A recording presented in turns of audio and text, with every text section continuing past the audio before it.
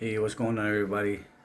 This documentary that I'm starting is based on a true story. It's about a young man that was 14 years old.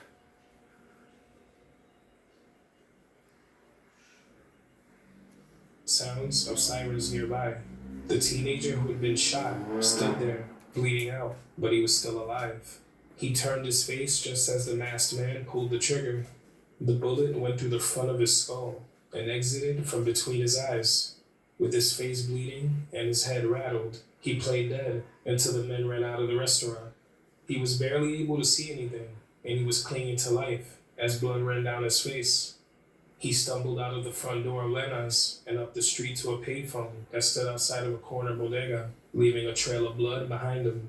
Someone was already on the phone, placing a call to 911. That person passed a 14-year-old victim the phone because somehow, even in this state, he was able to provide some details of what took place. Authorities arrived on the scene soon after, finding a total of 3 dead. The teen who was shot in the head was miraculously still alive and fully conscious. He was rushed to Jacoby Hospital in critical but stable condition. Soon after his arrival, his father made it to the hospital.